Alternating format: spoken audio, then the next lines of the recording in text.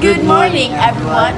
We are the Josas, I am Novemo Hilario, and I am Alvea Amor Bisula. and we are from the grade 11 Our Lady of Food.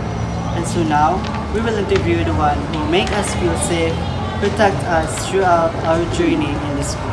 Our protector, Mr. Jimran Rusen.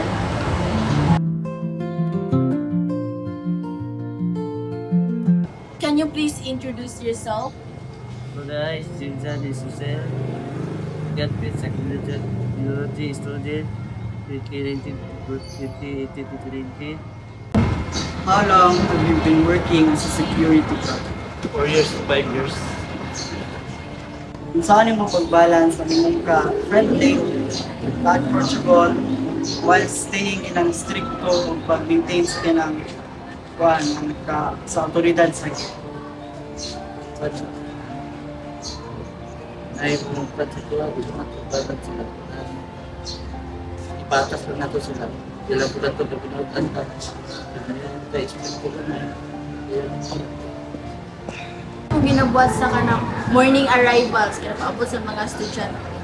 Karana, 6 of us, kaya basta yung mga equipment nila, madala na mga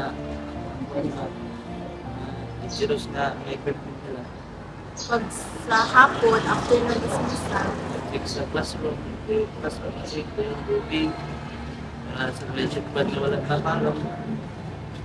and then pag ka na pong para ka nang hilong kaayo ka na ting klase ba, mga sigati ka na yung mga klase, mag-unsa po naman kinabuhat na.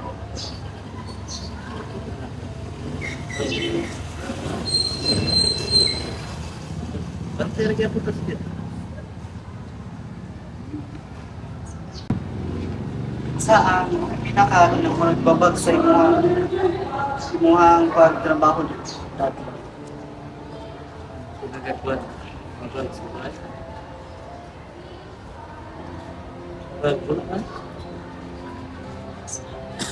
Kung saan nimo ka nang mura, kung saan bitaw nimo pang manage sa kanang mga lisod nga sitwasyon diri ka na.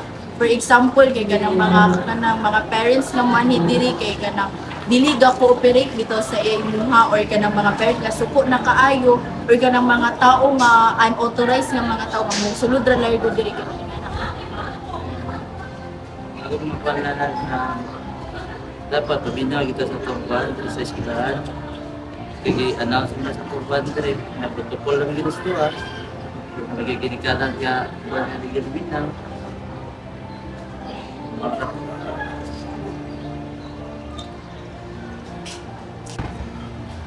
Saan mo pa kinang-handle anang kinang-init kayo guys, sigat dito sa pila ka oras, saan pa yung handle? Kumaan ko na natin, inikuhan mo, ngayon ko apply ka, ginagmay para pakuhan sa mga tiil, para ma-exercise ka gamay mo doon. Ngayon, balik ko ka, para dili kay haway mag-tiil ba? Ay makaapekto ba ning imuhang pagtrabaho diri sa imuhang personal nga kinabuhi? Or mas kanang mga makaapekto ba siya kanang dili kay ka maka-spend og time sa imong pamilya?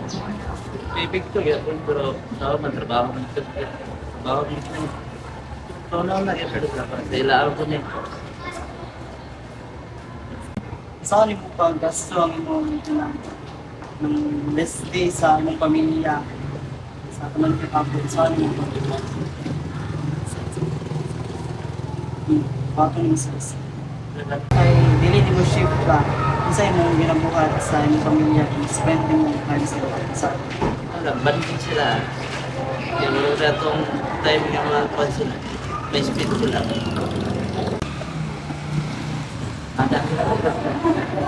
If nakay ka na isa ka advice or ka na murag mensahe para sa school nato unsa na? Wala mga advice. Wala ko ito protocol ng eskwelahan.